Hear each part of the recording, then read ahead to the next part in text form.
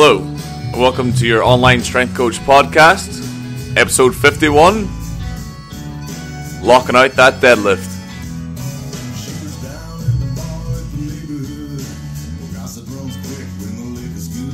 Hey, how's it going? Welcome to episode 51. Today is the 22nd of October 2015.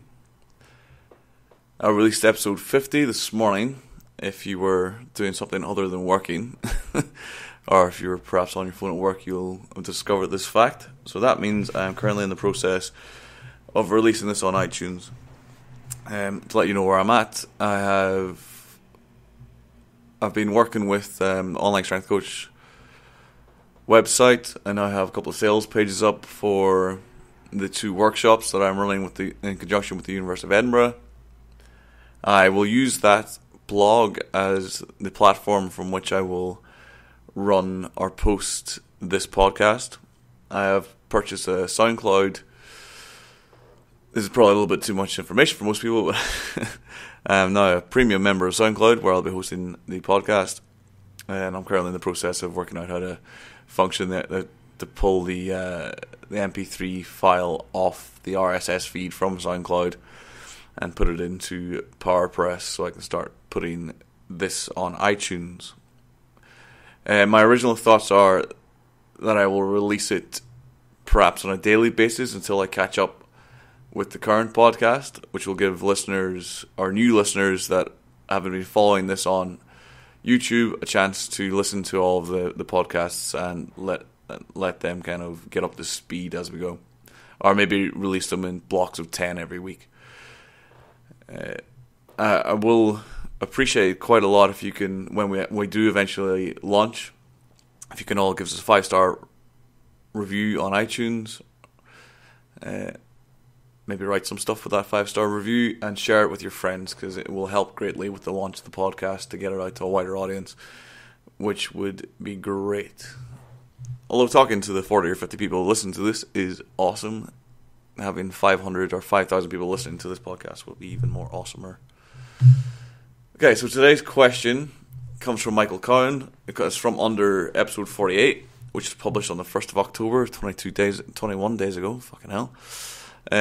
Question: my deadlift lockout is horrible. My squat has gone up a lot, which is why I think I am so fast off the floor.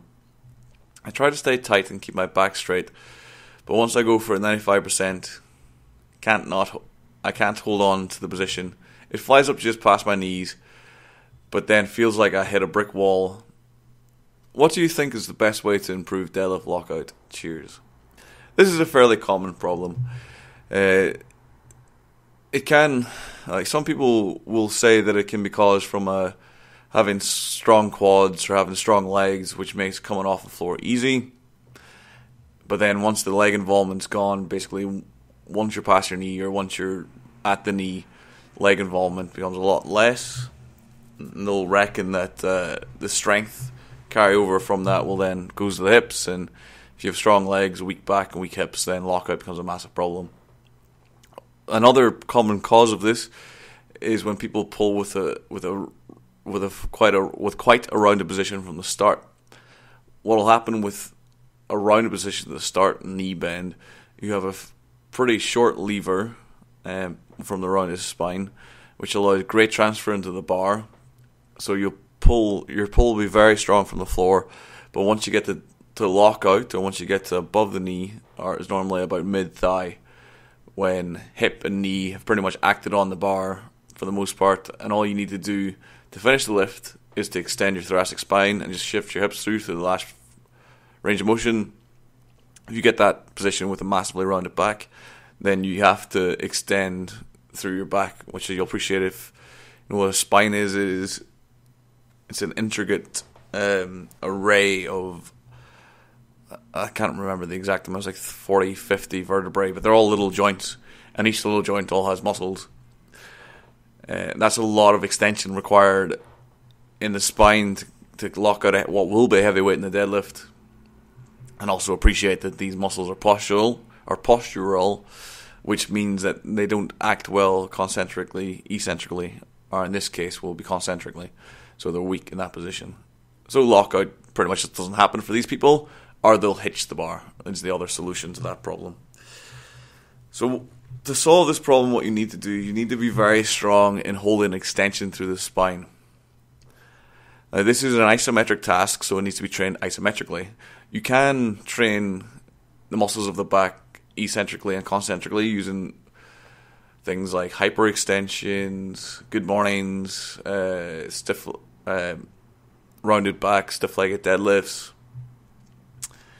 To name 3 exercises you can use to train this, and this will help because it will make the muscles around the spine a lot stronger, make them stronger in extension, which will again help directly with lockout. However, you're going to come across the same problem at some stage. What you need to do is work out how to hold extension in your back the entire way. Now, you can afford to flex slightly in the thoracic spine and still lock out a good lift. But as soon as you start rounding through the mid-back, certainly if you start rounding through the lower back or lumbar, then you're screwed from the word go as soon as it gets heavy. So you need to, when you train with lighter weights or if you're doing volume at lighter loads, you need to be not anal, but you need to ensure that you have good technique and that you practice that good technique with every set and rep that you do.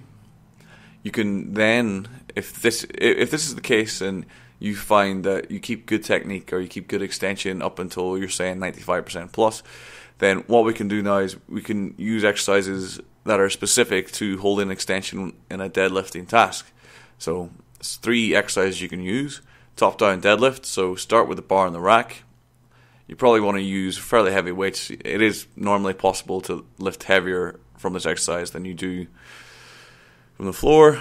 Take it out and perform what is an RDL. But when you're doing the RDL, you want to take the same line you do when you deadlift. So the way to do this is, if you stand up, bolt upright in a deadlift lockout, and then from there, push your hips back slightly, and then let the bar dictate the path down that you're going to take. And you're going to resist the downward phase of this movement. So during this eccentric phase of a deadlift, what would be the eccentric phase of a deadlift, you're going to follow the bar down, but you're going to strain to keep your back in extension as much as you can. When you hit sufficient depth, normally about 2-3 inches below the knee, you're going to reverse it and perform the concentric portion or the top half of the deadlift, and you're just going to stand up. The important thing in this exercise is to maintain your back position throughout. And this can be done as assistance, sets of 10, sets of 8, sets of 6, sets of 4, or it can be done as a main strengthening exercise if you want to. Very good exercise. I've used it in the past to great effect on my deadlift. Next one you can do is partial range of motion.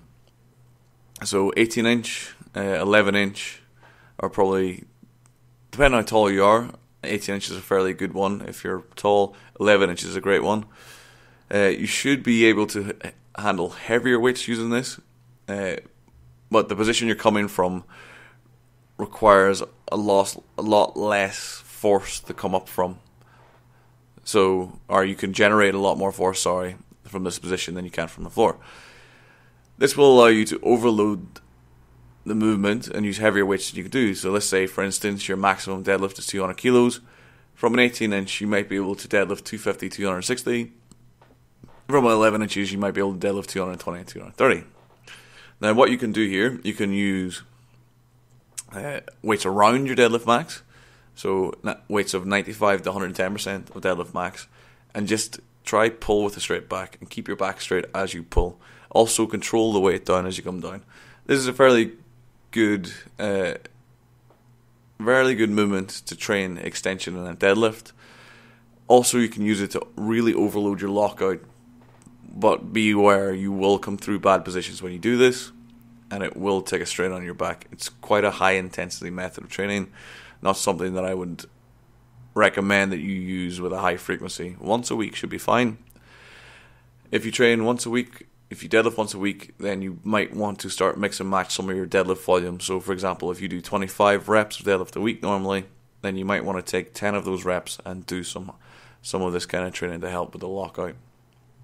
And then finally, another very good exercise you can use is banded deadlifts. These are great for helping with lockout. Probably the easiest way to do it is to get a resistance band, like a lifting band, loop it over the barbell and just stand on the band. From there, just rip it up. You'll find that it doesn't take a lot of weight before it becomes very challenging at the top. Now, what you do when you do banded deadlifts is you get in a really good position at the start. Don't start slow, but you start in position, and then you accelerate like hell up until the point where the band kicks in, and then you fight for position and use your glutes and use your hips to lock the lift out. Don't round over and do a shitty lockout. Stay in extension, fight through, fire your glutes, and get through it. Those 3 exercises will help a lot with that problem, outside of just doing some more kind of remedial work like we discussed previously, such as hyperextensions, good mornings, or stiff-legged deadlifts. Those will also help if it's a back strength problem, but normally it's not back strength. Normally, although back strength never hurts for a lifter, so doing that's probably just a good idea anyway. But it's probably it's a lift specific problem. It's a specific muscular strength problem, as in you don't have enough isometric strength through the muscles of the back to hold position with maximal loads. Therefore, you need to train super maximally using a concentric eccentric pattern or eccentric concentric pattern, limiting the range of motion, or using accommodating resistance to help overload that aspect of the lift. Doing this will help you with your lockout. I pretty much can guarantee that much. Okay, nice question. Really, I enjoy answering these kinds of questions. Although Harris's question was good, or do you even lift, or whatever his name was. Why you no lift? That's the one. The question was very good. These questions I like because they give people listening who might be struggling with this problem a chance to hear a practical solution that they can implement pretty much straight away to hopefully solve that problem. Okay, that concludes episode 51. I will not be back this week since we're travelling to Zabri to play them away, which is in Italy, which you think would be nice, but it means about 9 hours of sitting down, which is absolute hell for my lower back, which is shite. Hopefully we come away with a win, and I'll catch you hopefully on Sunday or Monday for episode 52.